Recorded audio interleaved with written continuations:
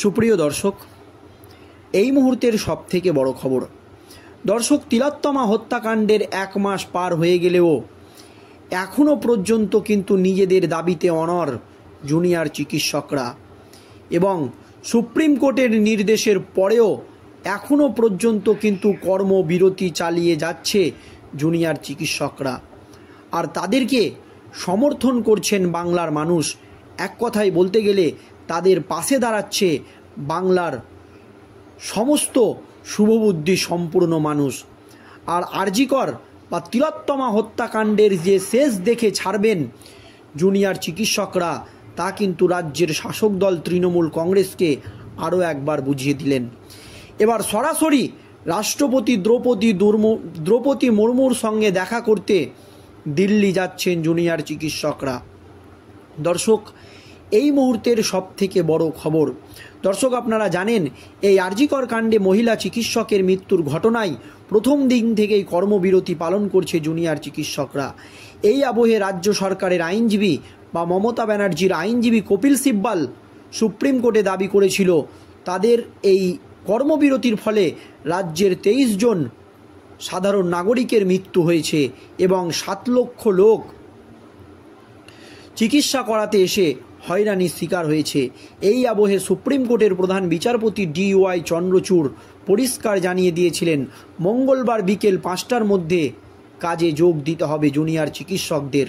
তা না হলে রাজ্য সরকার যদি জুনিয়র চিকিৎসকদের ওপরে কোনো কড়া পদক্ষেপ বা কঠোর পদক্ষেপ নেয়, তাহলে কিন্তু সুপ্রিম কোর্ট কোনো হস্তক্ষেপ করবে না। তারপরে সুপ্রিম কোর্টের এই নির্দেশে একেবারে বাকরুদ্ধ এবং হতাশ হয়ে পড়েন জুনিয়র চিকিৎসকরা।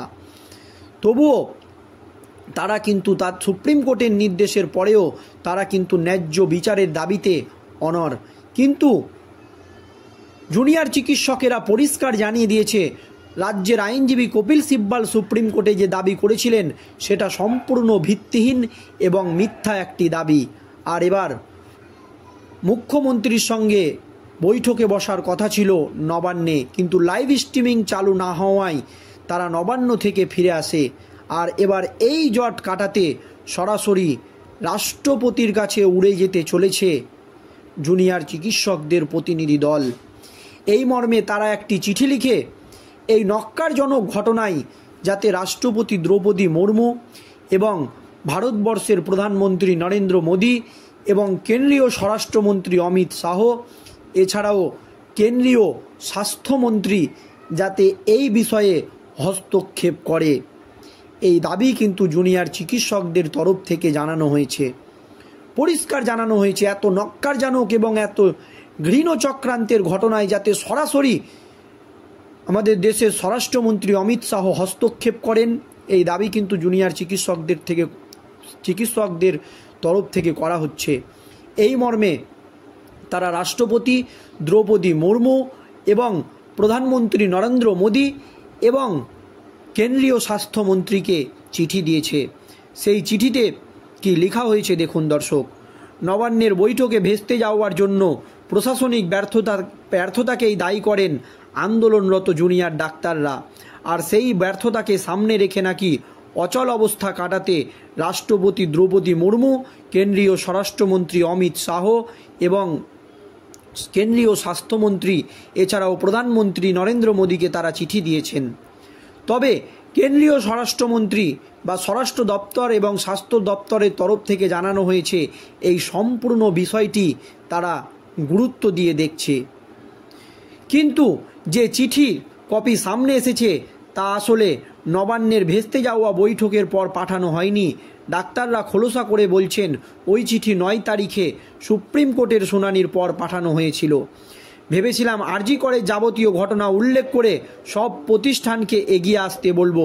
সেই মর্মেই 12ই সেপ্টেম্বর আমরা রাষ্ট্রপতি দ্রৌপদী মুর্মু, কেন্দ্রীয় স্বরাষ্ট্রমন্ত্রী অমিত শাহ এবং প্রধানমন্ত্রী নরেন্দ্র মোদীকে চিঠি পাঠাই। তারা খোলসা করে জানান নবান্ন থেকে বেরিয়ে এই রকম কোনো চিঠি তারা পাননি। এই নিয়ে পরে সাংবাদিক বৈঠক করবেন বলে জানিয়েছেন জুনিয়র চিকিৎসকরা। কিন্তু তারা যে প্রধানমন্ত্রী এবং নরেন্দ্র মোদী এবং কেন্দ্রীয় স্বরাষ্ট্রমন্ত্রী অমিত শাহকে যে চিঠি পাঠিয়েছেন, সেই চিঠিতে তারা কি কি দাবি করেছে দেখুন দর্শক। রাজ্যের স্বাস্থ্যক্ষেত্রে একের পর এক দুর্নীতির পরও এতদিন কোনো পদক্ষেপ করেনি স্বাস্থ্য ভবন। সেই নিয়ে রাজ্যের স্বাস্থ্য সচিব এবং স্বাস্থ্য অধিকর্তা এবং স্বাস্থ্য শিক্ষা অধিকর্তার ইস্তফার কথা বলে তাদের 5 দফা দাবির কথা সেই চিঠিতে উল্লেখ করা হয়েছে। দেখুন দর্শক, রাজ্যের স্বাস্থ্য সচিব, স্বাস্থ্য অধিকর্তা এবং স্বাস্থ্য শিক্ষা অধিকর্তার ইস্তফার দাবি জানিয়েছেন জুনিয়র চিকিৎসকরা। আর এই তাদের পদত্যাগ বা ইস্তফার দাবি জানিয়ে ইতিমধ্যেই রাষ্ট্রপতি দ্রৌপদী মুর্মু, কেন্দ্রীয় স্বরাষ্ট্রমন্ত্রী অমিত শাহ এবং প্রধানমন্ত্রী নরেন্দ্র মোদী এছাড়াও কেন্দ্রীয় স্বাস্থ্যমন্ত্রীর কাছে চিঠি পাঠানো হয়েছে। তবে কেন্দ্রীয় স্বরাষ্ট্রমন্ত্রক এবং কেন্দ্রীয় স্বাস্থ্য মন্ত্রকের তরফ থেকে জানানো হয়েছে যে এই ন্যক্কারজনক যে ঘটনা ঘটেছে তা নিয়ে তারা পুরো বিষয়টি নিয়ে পর্যালোচনা করছে, এমনই কিন্তু সূত্র মারফত জানা যাচ্ছে। প্রসঙ্গত বৃহস্পতিবার দুই পক্ষের বৈঠকে চিকিৎসকদের স্পষ্ট দাবি ছিল স্বচ্ছতার কারণে তারা লাইভ টেলিকাস্ট করতে চান, কিন্তু কি অসুবিধা তা প্রশাসনের তরফে স্পষ্ট করে জানানো হয়নি তাদের। ডাক্তারদের জন্য প্রায় 2 ঘন্টা অপেক্ষা করার পর সাংবাদিক বৈঠক করেন মুখ্যমন্ত্রী মমতা বন্দ্যোপাধ্যায়।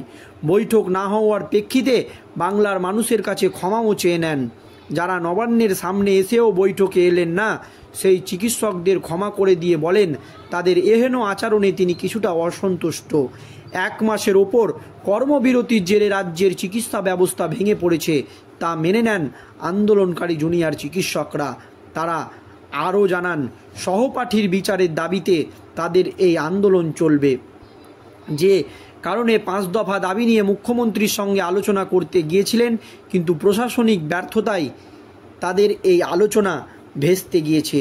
তবে তারা পরিষ্কার জানিয়ে দিয়েছে তাদের এই কর্মবিরতি চলবে তিলোত্তমা হত্যাকাণ্ডের ন্যায্য বিচার না হওয়া পর্যন্ত। আর এই মর্মে জুনিয়র চিকিৎসকরা কিন্তু দিল্লি উড়ে যাবে রাষ্ট্রপতির সঙ্গে দেখা করতে এবং তারা অনুরোধ জানাবে এই ন্যক্কারজনক ঘটনায় যাতে সকলেই হস্তক্ষেপ করে এবং এই বিষয়টিকে তারা গুরুত্ব দিয়ে দেখে। আর জুনিয়র চিকিৎসকরা যখন এত বড় বড় কঠোর সিদ্ধান্ত নিতে চলেছে, তখন কিন্তু তাদের পাশে রয়েছে বাংলার সমস্ত শুভবুদ্ধি সম্পূর্ণ মানুষ থেকে শুরু করে সিনিয়র চিকিৎসকরা। তাদের ওপরে কোনো ধরনের পদক্ষেপ হলেই কিন্তু ভয়ঙ্কর হুঁশিয়ারি দিয়ে রেখেছেন সিনিয়র চিকিৎসকরা, তারা কিন্তু গণ ইস্তফা বা পদত্যাগ করবেন। এই আবহে কিন্তু প্রবল চাপে রয়েছেন বাংলার মুখ্যমন্ত্রী মমতা ব্যানার্জি। দর্শক, এই নিয়ে আপনাদের মতামত অবশ্যই কমেন্টে জানাবেন যে রাষ্ট্রপতি দ্রৌপদী মুর্মুর এই বিষয়ে হস্তক্ষেপ করা উচিত কিনা। ধন্যবাদ।